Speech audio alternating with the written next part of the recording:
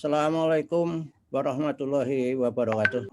Tema saya adalah pendidikan karakter di era revolusi industri 4.0. Nah, berikutnya inilah karakternya revolusi 4.0. Perlu dibicarakan karena ini adalah latar belakang pembentukan karakter kita. Coba lihat ini, luar biasa ini. Ini semua mencerminkan karakter. Harus direspon dengan kualitas karakter manusia. Apa kuncinya? Yaitu connectivity. Nih, saling keterhubungan, saling kerjasama satu sama lain. Orang bekerja soliter sekarang ini sudah tidak pada zamannya. Lalu ada smart technologies. Sekarang kita sedang menikmati smart technologies, teknologi yang cerdik. Kemudian cloud computing, saudara sedang melihat bahwa ini direkam di dalam cloud. Ini di mana cloud itu adalah ada di awang-awang, tapi tempat menyimpan big data. Yang siapa memiliki big data itu adalah yang menguasai dunia. Sehingga saya selalu mengendorse kepada siapa saja di UNJ ini supaya UNJ memiliki satu big data. Jangan sekedar memiliki data file yang tidak tersistem. Sehingga kalau big data itu diciptakan, ini akan lebih memberdayakan kita.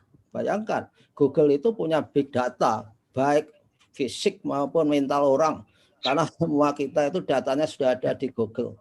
Ya. Jadi Google itu bisa membuka rahasia semua orang, ya, berdasarkan tempat apa yang dikunjungi. Karena dengan big data itu Google tahu orang-orang kalau malam Jumat di mana, kalau malam Minggu di mana. Untung Google tidak membuka secara publik. Itu ya mirip-mirip. Kita dirahasiakan aibnya oleh Allah sehingga kita kelihatan baik-baik. Kalau Allah tidak menutupi, mungkin kita tidak sebaik seperti apa yang diperkirakan orang bahwa kita adalah orang baik. Nah, ini contoh yang lain, misalnya saja Gojek, GoFood itu karena punya big data, maka setiap hari dia memiliki pendapatan miliaran, puluhan miliar, bahkan mungkin ratusan miliar dari restoran, padahal dia nggak punya restoran, punyanya hanya big data mengenai orang yang membuka restoran, data orang lapar, data orang yang memiliki motor mengantar makan dan sebagainya. Nah, ini network mesin, jadi kita harus punya networking, mesin, orang, proses, dan yang lain. Ada ciri khas revolusi industri 4.0 itu ada 3D printing, artificial intelligence, inteligensi buatan yang ini sudah menggantikan banyak pekerjaan orang. Kemudian ada yang disebut dengan learning machine, di mana learning machine ini semua yang timer itu diganti dengan mesin yang bisa berpikir.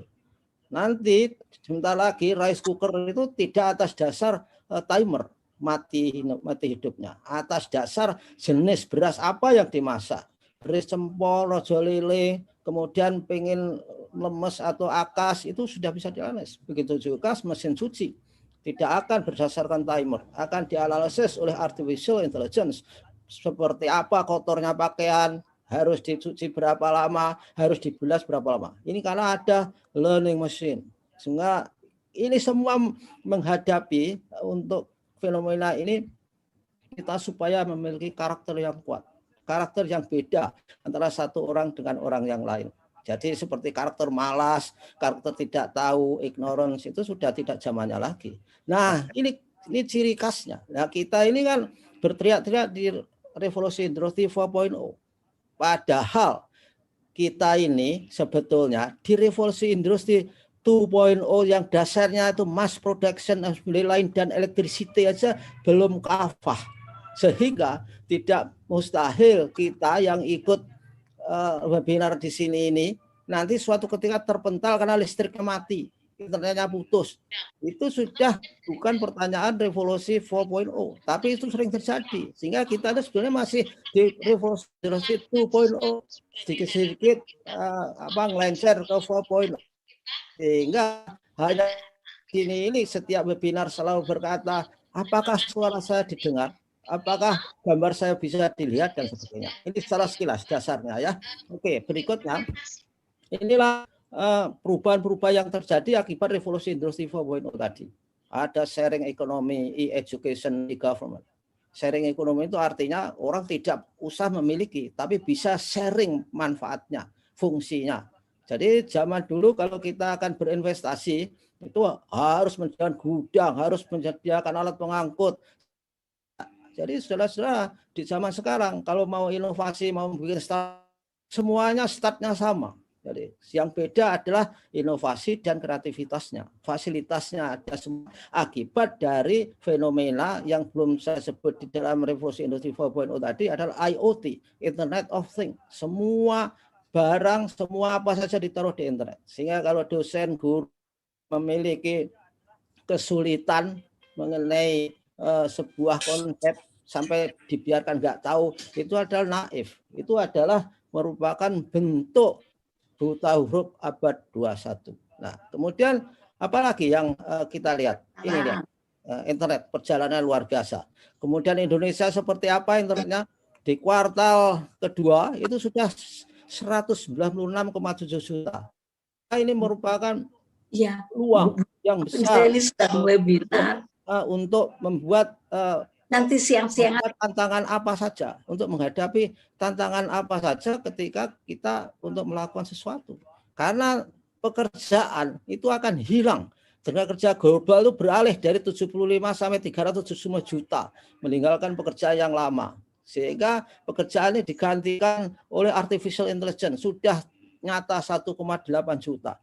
Fenomena ini sudah luar biasa nih, seperti ini lihat. Jadi big data, data analysis dan sebagainya, taksi ganti, dan bahkan tahun 2045 saudara-saudara yang masih muda akan menemukan sebuah sistem transportasi yang semuanya menggunakan mobil-mobil yang otonom, tidak ada sopirnya. Ini luar biasa, sehingga konsep pemilikan mobil juga sudah beda. Dan juga yang sekarang berjaya dengan bisnis pom bensinnya itu juga sudah harus mikir, sebentar lagi sudah bangkrut kalau tidak berpikir untuk diubah menjadi stasiun-stasiun yang memasok power elektrik terhadap mobil-mobil yang baru itu. Nah, berikut misalnya ini yang menjadi dasar karakter yang disebut dengan the Pygmalion. Teorinya melahirkan self-fulfilling prophecy. Pygmalion effect itu kemudian banyak yang riset namanya Rosenthal itu dalam bidang pendidikan. Bagaimana dampaknya terhadap bidang pendidikan pada yang disebut dengan the Pygmalion effect yang melahirkan teori yang disebut self-fulfilling prophecy. Sebuah teori di mana orang itu punya keyakinan dan keyakinan itu menjadi jelas nyata tercapai jadi kenyataan. Jadi dalam Islam itu adalah husnudzon. Jadi kalau kita berpikir positif, maka kita akan mencapai apa yang kita pikirkan. You are what you think, saya kira. Nah, ini awalnya, jadi ini ada 49 orang mau masuk, gimana caranya memberitahu bahwa harus ke streaming. Tidak bisa berkomunikasi ya. Nah, ini termasuk yang 49 yang mau masuk tetap nunggu saja. Ini saya kira kalau tidak segera masuk ke streaming, itu juga salah satu bagian contoh dari orang-orang yang fixed mindset itu.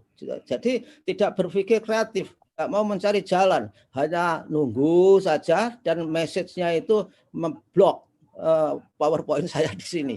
Dan mudah-mudahan mereka dalam waktu singkat akan pikiran yang kritis kemudian masuk ke dalam streaming, live streaming di suyanto.id. Nah, ini yang terjadi. Jadi kita itu our beliefs is so important. Jadi sangat penting keyakinan kita itu. Karena apa? Keyakinan kita itu, apa yang kita yakini itu akan menentukan, akan mempengaruhi perilaku kita terhadap orang lain. Kalau kita misalkan saja meyakini bahwa murid kita itu pinter, kooperatif, kreatif, inovatif, maka akan terjadi betul. Akan terjadi seperti itu. Karena apa? Karena action kita, perilaku kita itu terpengaruh oleh keyakinan kita itu. Sehingga mengajarnya lebih baik ketika kita berpikir, oh ini siswa ini baik, kooperatif, santun, dan sebagainya. Lalu kemudian apa yang terjadi berikutnya? Jadi perilaku kita itu terhadap orang lain juga akan memberi impact kepada keyakinan orang lain terhadap mereka sendiri, terhadap dia sendiri.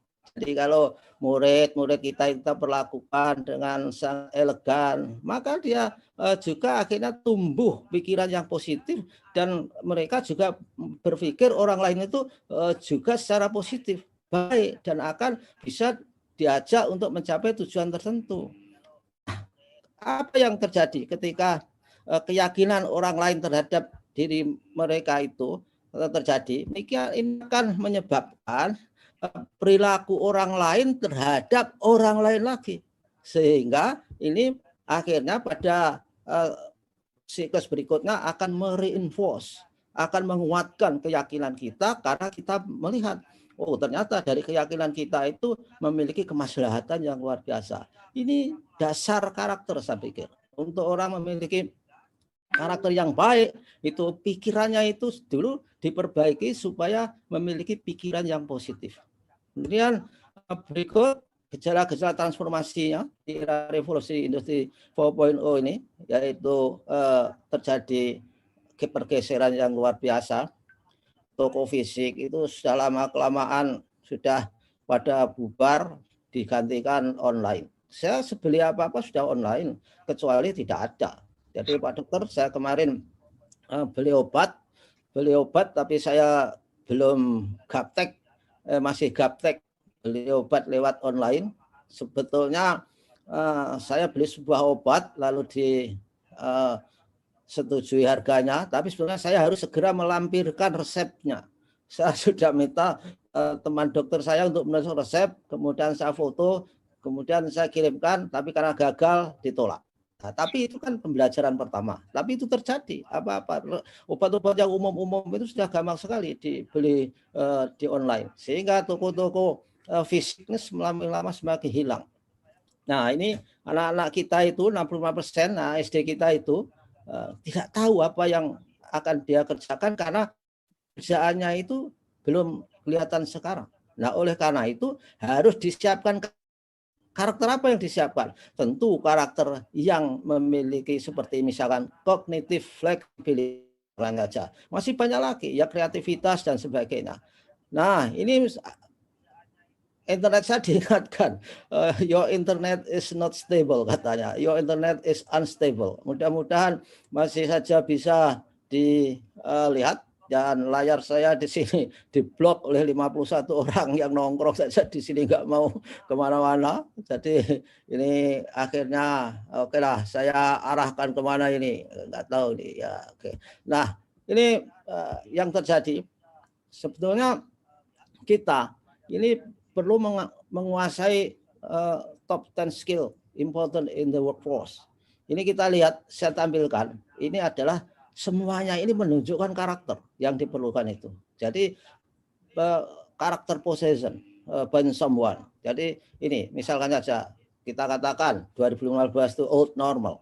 Misalkan apa yang dibutuhkan di 2015 yang lalu. Nah ini complex problem solving, coordinating with others, people management, critical thinking, negotiation, quality control, service orientation, semua karakter. Baik karakter moral maupun karakter performance. Karakter kinerja, baik either moral karakter or performance karakter. Ini luar biasa ini. Jadi tidak ada disebutkan orang akan hebat itu yang pintar matematika, jago fisika, tidak ada. Tapi bukan berarti matematika fisika nggak penting. Orang harus menguasai itu, tapi dalam penguasaannya itu harus membangun karakter. Kalau nggak membangun karakter, hanya punya ilmu doang itu akan tidak memiliki daya kompetitif yang baik. Banyak orang yang misalnya pinter misalnya, tapi karena nggak punya karakter yang dibutuhkan oleh partnernya, dibutuhkan oleh komunitasnya, ya nggak kemana-mana. Orang pinter tapi hanya depro saja di daerah di RW-nya atau di mana, nggak pernah keluar dan nggak pernah bergaul dengan komunitas-komunitas yang memerlukan karakter yang tertentu. Oke, apa yang terjadi? Misalkan di tahun 2020, ini sudah berubah. Ini hanya untuk menggambarkan bahwa betapa perubahan dunia itu harus diiringi dengan kuatnya pemilikan karakter di diri siswa, diri kita, dosen, guru, dan sebagainya. Ini lihat, ini berubahnya. Komponennya hampir sama, tetapi kita lihat, misalnya kreativiti ini dari 10 naik ke 3. Juga critical thinking dari 4 menjadi 2. Ini apa artinya? Kalau di zaman sekarang orang nggak berpikir kritis, nggak berpikir kreatif, gampang ditipu orang. Ya. Teman saya itu foto saya digunakan untuk profilnya WA dia untuk cari utangan gitu. Lah kok ada yang tertipu 30 juta. Subhanallah. Mana itu, dokter? Itu apa? Karena tidak, yang satu 30 juta, yang satu melapor 7,5 juta. Yang 30 juta itu modusnya saya, 7,5 juta itu modusnya saya dapat lelangan mobil. Jadi murah gitu. Suruh bayar pajaknya dulu. Dia mau. Karena tidak ada creativity dan critical thinking. Ya, dia teman saya kok nggak berpikir kritis. Siapa saya? Apakah saya punya record utang misalkan saja? Apakah saya punya record maklar mobil? Itu kan harus berpikir kritis. Atau paling tidak ada tabayun. Apa benar Bapak utang gitu? Ya kalau enggak mungkin lah masa mantan rektor utang-utang gitu. Kalau utang hanya kecil. Misalnya kalau utang kan mestinya 1 miliar gitu kalau berpikir kritis. Nah, ini bahasa sombongnya seperti itu. Nah inilah yang berikut ini semua berubah. Lalu apa yang terjadi lagi? Yang terjadi di berikut 2022 berubah lagi, top 10 skill-nya ini berubah. Jadi yang di atas itu sudah analytical thinking and innovation. Yang dulunya di sana tadi adalah masih kompleks problem solving. Karena kompleks problem solving itu sudah bisa diselesaikan dengan artificial intelligence. Saya dulu di tahun 79 sekolah di Boston University.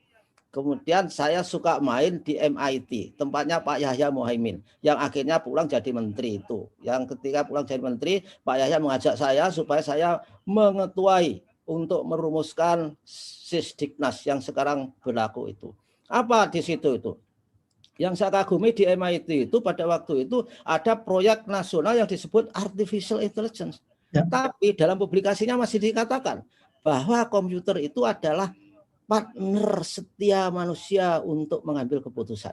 Nah, jadi waktu itu komputer itu masih tidak bisa menganalisis karena tidak memiliki artificial intelligence yang begitu maju seperti saat sekarang. Jadi 79 sampai sekarang itu kan berapa tahun ya? 30 tahunan ya. 30 tahunan muncul komputer itu sekarang sudah melebihi manusia daya analisisnya. Sehingga catur-catur komputer itu sulit dikalahkan oleh manusia. Kalaupun kalah itu karena manusia milihnya adalah yang kelas level rendah. Karena begitu move satu langkah, artificial intelligence itu bisa membuat simulasi berbagai langkah untuk mengalahkan lawannya. Nah inilah yang terjadi di artificial intelligence itu. Sehingga artificial intelligence itu bisa memetakan, nah, walaupun kita buka email ngaku-ngaku umurnya 15 tahun, diketahui bahwa kita umurnya 60 tahun. Dari apa? Dari meta analisis, dari perilaku kita secara digital. Orang 15 tahun itu enggak begitu. Jadi sama-sama membuka Yahoo. Kalau orang yang berjajah 3, itu yang iklannya beda-beda. Mengapa beda? Mereka memiliki artificial intelligence. Yang muda-muda sport misalnya saja. Yang agak tua itu pekerjaan. Yang agak tua itu biasanya obat-obatan. Itu beda yang datang. Nah, kemudian yang tahun 2025 ini untuk menggambarkan betapa hebatnya perubahan dunia itu. Nah, lihat tahun 2025 top 10 skill-nya itu sudah berubah lagi. Ya, tapi analytical thinking dan inovasi tetap ada di situ. Nah, ini resiliensi di bawah. Kompleks problem solving turun, tapi kalau dipetakan itu sebenarnya berkaitan dengan problem solving, self management, working with people, technology use and development. Ini semua manifestasi karakter skill ini. Saja sekedar technical know-how. Jadi orang tahu sesuatu, tapi kalau tidak di-blended dengan karakter itu enggak laku dijual, saya kira. Karena harus kita itu berkomunikasi dengan orang yang orang itu punya pikiran, punya penilaian, punya persepsi dan sebagainya. Ini sangat senang saya kutipan saya ini yang kadang-kadang juga Pak Jo mengapresiasi kutipan ini bahwa masa depan itu bukan kelanjutan masa lalu. Ini saya kutip ketika saya dulu pidato pengukuhan guru besar saya sangat kagum dengan Roy Gibson itu. Prediksinya di tahun 77 sudah bisa memprediksi bahwa kehidupan tahun depan itu tidak merupakan kelanjutan tahun lalu. Sehingga kita harus menghadapi tantangan itu dengan cara unlearn the old model. Bayangkan, untuk menghilangkan kita yang tidak relevan harus dihilangkan. Sulit itu, yang paling sulit. Orang hasil belajar yang sudah lama itu untuk dihilangkan. Kemudian paradigma lama, hukum lama, bahkan resep sukses lama itu harus ditinggalkan. Harus punya resep sukses yang baru untuk menghadapi masa depan. Nah, ini juga berkaitan dengan karakter. Negara itu jaya ketika ada inovasi, kreativitas, networking. Ini semua karakter. Knowledge and technology itu adalah nomor 3, ya. Gak penting, apalagi natural resources seperti Indonesia ini. Punyanya natural resources itu hanya bersyukur, tapi gak penting natural resources itu. Karena kalau nggak ada inovasi dan kreativitas, natural resources itu hanya jadi fitnah saja. Jadi ada orang masuk, wah ini mau gerogoti natural resources kita, macam-macam saja itu yang terjadi ketika tidak ada inovasi dan kreativitas. Yang berikutnya adalah networking. Jadi seperti pusat pengabdian masyarakat mempunyai networking dengan suyanto.id itu sudah saya kira right on the track, bukan barang haram itu, tidak salah. Kemudian knowledge and technology 20%. Pertama kali inovasi dan kreativitas. Lihat, Singapura itu punya apa? Nggak punya natural resources, tapi karena ada inovasi dan kreativitas, pendapatan per kapitanya sudah $40.000 setiap tahun semua orang. Perdana Menterinya gajinya tertinggi di dunia, nggak punya apa-apa. Jadi Singapura itu dia kaya karena miskin natural resources. Nah kita ini miskin karena kaya natural resources. Karena punyanya itu ya hanya natural resources tapi tidak dielaborasi untuk kemaslahatan orang banyak. Karena nggak ada inovasi dan kreativitas. Sehingga guru yang baik itu harus berkarakter untuk menciptakan sekolah yang unggul. Dosen juga begitu, jurusan yang unggul, universitas yang unggul, supaya punya keunggulan kompetitif. Sehingga guru itu harus sebagai motivator dan inspirator. Zaman sekarang guru harus menjadi growth mindset coach yang sebentar lagi akan kita introduksikan kepada seluruh dosen UNJ.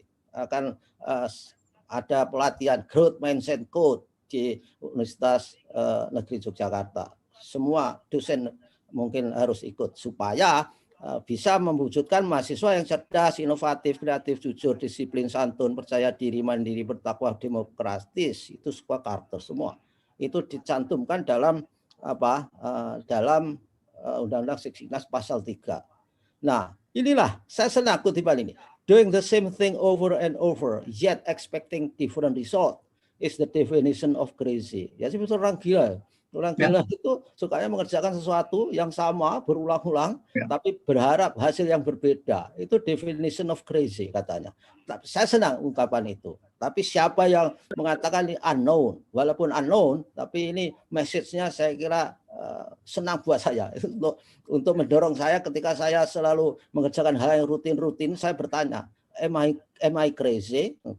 Oh, not. If not, just move on. Seperti itu saya kira. Nah, tugas guru banyak sekali ini. Yang penting adalah karakter building, nomor 9 itu. Inilah bahaya kita menghadapi buta huruf abad 21. Ini sering saya gunakan di berbagai seminar, diulang-ulang. Tapi kan prinsipnya seperti dakwah. Dakwah itu kan mengulang barang yang sama. Karena message-nya itu adalah untuk supaya ada dipengerti orang dengan bisikan yang berulang-ulang itu. Jadi the illiterate of 21st century will not be those who cannot read and write, but those who cannot learn, unlearn, and relearn. Orang-orang buta huruf abad 21 itu orang yang tidak bisa belajar, tidak bisa menghilangkan hasil belajar yang tidak relevan, dan tidak bisa belajar lagi. Ini contoh saya itu selalu sama, yang sudah mendengarkan, ini ya sudahlah, nggak usah didengarkan, yang belum, bahwa toilet-toilet modern di kantor-kantor kita, itu toiletnya duduk, tapi ditongkrongi juga. Nggak bisa memakai toilet duduk karena dia nggak bisa unlearn ada bagaimana cara ke toilet. Dan juga ibu-ibu kalau masak di rumah pakai magic jar, pakai rice cooker, itu selalu saja ketinggian airnya memakai ruas jari. Padahal strip-stripnya sudah ada. Itu adalah ibu-ibu yang buta huruf di abad 21 ketika dia memasak. Tentu itu tidak penting cara masak, itu hanya contoh kecil saja bagaimana betapa sulitnya menghilangkan hasil belajar yang tidak relevan. Sehingga guru murid itu harus siap untuk melakukan belajar sepanjang hayat. Melakukan learning how to learn, ini yang lebih penting. Tidak belajar bagaimana menghafal rumus, menghafal how to learn. Belajar bagaimana belajar. Yang lain diam dulu. Dan juga melakukan individualized learning. Jadi belajar untuk kebutuhan dirinya sendiri. Nah, ini di undang-undang Sidiknas kita itu syarat dengan apa? Karakter. Di mana kurikulum itu ada ASK. ASK itu attitude, skill, dan knowledge. Di mana sikapnya dibagi sikap spiritual, sosial, pengetahuan, dan keterampilan yang non karakternya. Karakter itu bisa dibedakan. Ini adalah bola yang sangat terkenal karena ini miliknya Thomas Ligona. Tapi saya karena malas, saya mengutip dari orang mengutip. Jadi saya kutip dari Pak Jo ini. Saya tulis sumbernya di bawah, sumber Johan Yoga, teman saya yang baru datang. Diam dulu coba, yang lain diam dulu. Nah, jadi ini ada dua hal, yaitu performance karakter dan moral karakter. Jadi performance karakter itu apa? Nah, ini kita lihat listnya di situ itu. Kalau Anda punya komitmen untuk melakukan kegiatan yang selalu diperbaiki hasilnya, itu performance karakter, memiliki tujuan yang jelas. Kemudian work ethic, memiliki etika kerja, determination, ya, memiliki seperti resolusi gitu. Kita mau melakukan apa, targetnya apa, self confidence, percaya diri, tidak imbah-imbih, ingah-ingih gitu. Nggak boleh, karena ini performance karakter. Saya dulu pernah terlibat ingah-ingih ketika belajar di Amerika itu. Tapi saya baca-baca Al-Quran itu kok ada satu ayat sajwil gitu loh, Pak Ustadz Jainal. Ini nanti dibetulkan kalau salah. Itu saya menemukan ayat yang kalau nggak keliru, walatahinu walatahjanu wa antumul mu'minin. Nah, ini jangan rendah hati, jangan merasa hina asal kamu mukmin. Kurang lebih begitu. Loh, saya bangkit itu, self confidence saya itu. Ya gimana tidak minder. Saya itu modalnya hanya TOEFL. TOEFL itu ya tes begitu, dan kalau kuliah di dalam ilmu sosial liar sekali bahasa Inggrisnya. Saya bisa bertanya kepada profesor saya itu. Bahkan dipuji pertanyaan saya. Oh, that's good question, Suyanto. Tapi karena saya tanya baik itu karena saya bisa menyusun bahasa Inggris saya sesuai dengan ritme saya, sesuai dengan kesenangan saya menggunakan struktur bahasa Inggris itu. Tapi ketika profesornya menjawab, saya nggak tahu apa jawabannya yang dikatakan itu. Karena sudah menggunakan bahasa Inggris yang sangat-sangat liar sekali dari sisi vocabulary-nya. Sehingga saya minder. Saya pulang-pulang itu tahu-tahu sampai rumah gitu aja. Makan itu nggak tahu prosesnya makan, tiba-tiba kenyang saja. Ya dikit-dikit agak stres kali ya itu kalau menurut ilmunya Pak Dr. Jainal. Nah akhirnya saya self confidence saya terganggu. Ini karakter, ini performance karakter. Maka saya membaca Al-Quran itu bangkit kembali. Kemudian punya inisiatif, kreativitas dan sebagainya. Nah lalu yang moral apa? Yaitu menghargai orang. Ini saya kemarin pernah seminar di mantan SMP saya, anak-anak itu semua ngorek-ngorek PowerPoint ini. Ini nggak respect, saya jelaskan. Kalian tuh nggak respect terhadap orang lain. Saya itu tamu itu harus dihormati. Kalau kamu beriman, ada ciri orang beriman, yaitu harus berkata baik atau diam, menghormati tamu dan menghormati tetangga. Nah, baru begitu kan, itu baru paham. Nah, inilah namanya kita yang membangun moral, membangun karakter itu dengan berbagai cara. Tanggung jawab, kemudian saling mencintai, tidak menyebarkan kebencian, memiliki rasa kemanusiaan. Kalau ada orang lapar ya bisa membantu, memiliki integritas, memiliki keadilan, memiliki keberanian moral dan sebagainya. Ini waktu saya tinggal 10 menit. Contohnya ini adalah merupakan kebajikan, berperilaku etis, berhubungan positif dengan sesama, kemudian menghormati kepentingan orang lain, tidak melanggar nilai-nilai moral. Moral apa saja, moral agama, moral sosial, dan sebagainya itu. Kemudian apa bedanya? Ini kalau yang performance itu adalah bagaimana kita mencapai sesuatu yang terbaik dari diri kita. Jangan kelas yang ecek-ecek yang baik. Tapi kalau moral tadi adalah bagaimana mencapai prestasi itu dengan cara yang baik, dengan cara yang bermoral, dengan cara yang baik menurut norma-norma yang ada, yang kita miliki, yang berdasarkan values itu namanya. Nah, ini sama performance, contoh-contoh saja untuk mengelaborasi itu. Only developing moral character. Kalau ada moral character di sekolah, maka itu akan create safe learning. Lingkungannya itu aman untuk belajar karena nggak ada bullying dan sebagainya itu. Tidak ada kekerasan, kemudian problem disiplin nggak ada, chat cheating nggak ada. Yang kita terkenal tim teaching menjadi tim cheating gitu. Jadi nggak ada cheating, nggak ada nyontek-nyontek, nggak ada palsu-palsu dan sebagainya. Kemudian memiliki skill sosial dan emosional dan semacam-macam moral karakter yang lain.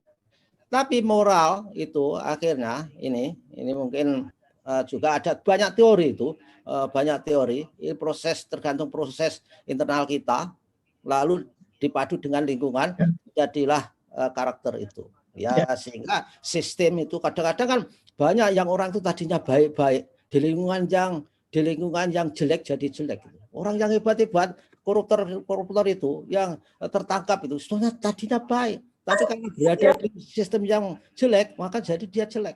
Sehingga ada nyanyian maka wong soleh kumpulono itu saya kira penting juga dalam rangka untuk berinteraksi dengan lingkungan itu.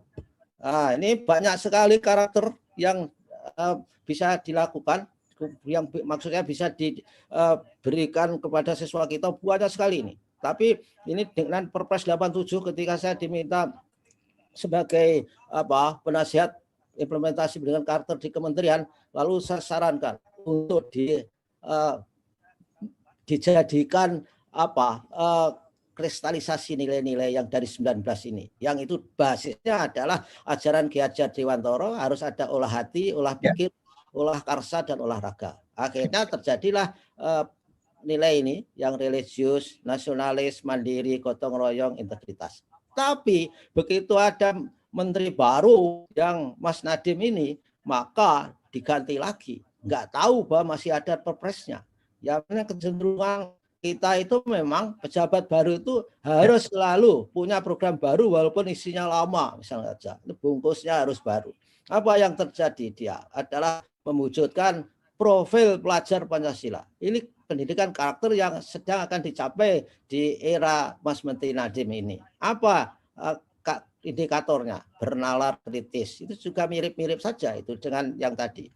Kemandirian, kreatif, kemudian gotong royong juga ada, kebinekaan global itu juga ada, misalkan di sana ada nasionalisme dan sebagainya, itu juga bisa derivasikan sampai pada kebinekaan global. Dan ini yang sempat ribut di masyarakat karena hilangnya beriman bertakwa kepada Tuhan Yang Maha Esa. Ini kan dulunya pelajar Pancasila itu hanya berakhlak mulia saja. Setelah diprotes orang seluruh Indonesia yang sadar akan ini, lalu ditaruh, oh maaf, itu baru draft, yang benar beriman bertakwa kepada Tuhan Yang Maha Esa. Ini tadinya kelupaan, padahal itu adalah mandat dari Undang-Undang Dasar juga. Undang-Undang Dasar pasal 31 kalau nggak keliru, bahwa pendidikan itu adalah dalam kerangka untuk melakukan mendidik iman dan takwa supaya berakhlak mulia untuk kemaslahatan atau apa gitu loh. Intinya seperti itu. Nah, kemudian inilah saya masih 5 menit. PPK harus berbasis kelas, berbasis budaya, berbasis masyarakat cara mendidiknya. Lalu pertama diajarkan, setelah dibiasakan, dilatih, kemudian menjadi kebiasaan, menjadi karakter, dan menjadi budaya dari masing-masing siswa. Paling tidak karakter itu ada 3 pilar, 3 teorinya, ada moral knowing, moral feeling, moral action. Kita harus mengajarkan pengetahuan karakternya, lalu kemudian diinternalisasikan supaya jadi bagian dari kehidupannya, lalu dilaksanakan. Jadi harus ada moral action-nya. Nah, oleh karenanya 21st century skill, 21st century skill itu juga muatannya syarat karakter semua. Ini coba lihat, literasi, numerasi, science literacy, ICT, financial literacy, cultural and civic literacy. Apalagi ini yang kompetensi yang harus dimiliki, yang 4C itu, critical thinking, creativity, communication, collaboration. Itu karakter semua. Dan ini kompetensi yang terkait dengan lingkungan, curiosity biasa. Ini harus harus ada pada orang yang ingin maju. Sebab orang yang nggak maju itu nggak punya hasrat ingin tahu. Itu banyak sekali di grup-grup kita itu, grup-grup guru, grup dosen. Itu. Misalnya saya kirim YouTube, kirim informasi atau kirim apa saja artikel, dikirim serat gitu tuh. Lalu segera membalas, wah terima kasih Prof, sangat mencerahkan. Mencerahkan gimana dibaca atau belum sudah bilang mencerahkan. Itu hanya orang berbahasa basi dan hipokrit sehingga dia tidak punya curiosity. Itu sudah tercatat dalam hati saya. Saudara Apriliana Ita, tolong mikrofonnya dimatikan karena background saudara masuk ke dalam webinar mengganggu orang banyak. Saudara Ika ya. Nah inilah saya sangat kagum kepada 300 orang plus 243 yang streaming. Ini mendengarkan webinar ini nanti. Itu salah satu contoh orang yang memiliki curiosity. Kadang-kadang orang disuruh webinar pada nggak berangkat itu, nggak mau. Ini tandanya nggak mau, ingin tahu. Padahal ingin tahu, belajar sepanjang hayat itulah ajaran karakter dalam agama kita. Agama Islam. Ini contohnya sampai adaptive, sampai leadership, sampai social and cultural awareness. Ini belum syarat. Nah, oleh karena itu, karakter guru yang baik itu adalah menginspirasi. Ini tugas penting. Semua teknologi itu hasilnya dari inspirasi. Kalau nggak bisa menginspirasi itu belum sukses dalam hal membelajarkan karakter bagi anak-anak kita. Sehingga aspek learning how to learn and how to unlearn ini menjadi sangat penting dalam setiap prosesnya. Ini juga sangat penting di mana orang yang karakternya malas-malas itu hanya di comfort zone. Ini juga dulu saya dapatkan dari Pak Jo ini ada source-nya, adapted from Larry Kim. Ini saya senang nih Pak Jo, terima kasih entah ini PowerPoint ini. Ya, jadi orang yang dari comfort itu harus ditantang supaya ke fear zone, ke learning zone, dan akhirnya sampai ke growth zone. Yang itu nanti adalah bagian dari bahasan Pak Jo untuk menjadi growth mindset tadi, dan juga bahasan dari Ustadz Dr. Zainal di aspek kedokteran atau apa dan religiositasnya. Nanti kita akan mendapatkan pencerahannya.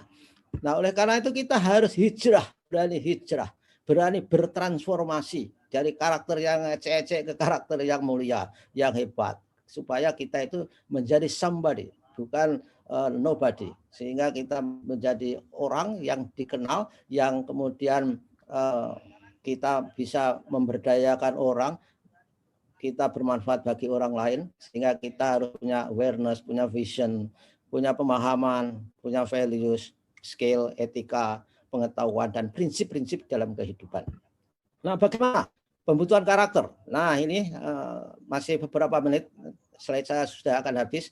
Jadi habituasi itu sangat penting. Saya kira ini terkaitan dengan neuroscience ini. Yang saya di modul Suyanto tadi dengan Pak Jo tentang growth mindset itu adalah diketahui bahwa otak itu kalau sering digunakan untuk menghadapi tantangan akan membentuk myelin. Nanti Pak Dr. Zainal akan menjelaskan lebih jauh mungkin. Sehingga habituasi itu penting. Untuk mengajarkan karakter itu tidak cukup sekali. Harus diulang. Karena ketika diulang itu myelinnya akan menjadi baik, akan menjadi bagian otomatis daripada kehidupannya. Kalau tidak mungkin, misalkan saja seorang istri memberitahu suaminya, "Mbok berhenti merokok." Sekali saja bisa berhenti, oh saya taruhan berani. Pasti harus diulang. Bahkan itu sudah masuk kategori untuk memperbaiki karakter yang jelek ke karakter yang buruk, itu ke karakter yang buruk diubah menjadi yang baik, itu harus habituasinya at least 100 kali. Ini hasil riset. Saya kira ini berbasis neuroscience, saya kira risetnya ini. Setelah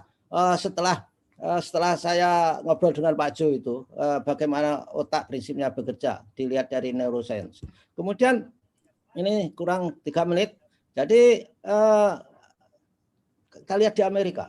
Bukan saya anteknya Amerika, tapi untuk melihat apa yang terjadi pendidikan karakter di sana. Dia itu sederhana aja, hanya menanamkan 6 karakter. Yang pertama trustworthiness, bisa dipercaya, kejujuran dan sebagainya itu.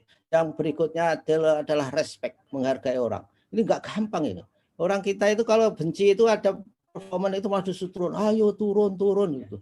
Orang sana kalau enggak senang jangan melihat. Enggak usah ngeploi orang suruh turun misalkan saja. Ini respect. Kemudian responsibility, bertanggung jawab. Kita semua kita itu khalifah. Dan semua pemimpin itu adalah dimintai pertanggungjawaban di mata Tuhan. Kemudian ini adalah fairness. Jadi fairness itu keadilan. Ini sangat-sangat penting ini. Fairness itu saya kira di Al-Quran itu disebutkan di mana ya? Al-Maidah saya kira. Jangan kau memperlakukan tidak baik kepada orang gara-gara kebencian kamu. Wah, itu tidak adil itu namanya. Nah, ini penting karakter ini. Ini caring. Bagaimana kita memperhatikan orang? Sudahkah, misalnya pertanyaan, sudahkah Anda memberi makan orang miskin? Oh, itu pertanyaan caring itu. Karena kalau tidak memberi makan orang miskin itu ancamannya itu masuk neraka. Itu di surat Al-Mudathir ayat 40-42 itu masuk neraka itu ancamannya. Bukan masuk neraka itu di surat Al-Mudathir itu dijelaskan karena kamu tidak umroh, tapi karena kamu tidak memberi makan kepada orang miskin. Nah, ini caring misalnya. Nah, ini citizenship sudah biasa semua negara sudah mengajarkan kewarganegaraan. Terima kasih Bapak Ibu semua atas perhatiannya. Saya sangat tersanjung untuk berbicara di sini karena banyak guru, ada 300 plus 244. Kita nanti beberapa bulan lagi akan mengadakan kegiatan yang dahsyat lagi juga. Mudah-mudahan kita berumur panjang dan pandemi segera berlalu sehingga kita bisa mengadakan kegiatan tidak saja daring tapi luring sehingga silaturahim kita itu benar-benar komplit gitu. Terima kasih. Mohon maaf kalau ada kesalahan. Billahi taufik wal hidayah. Wassalamualaikum warahmatullahi wabarakatuh.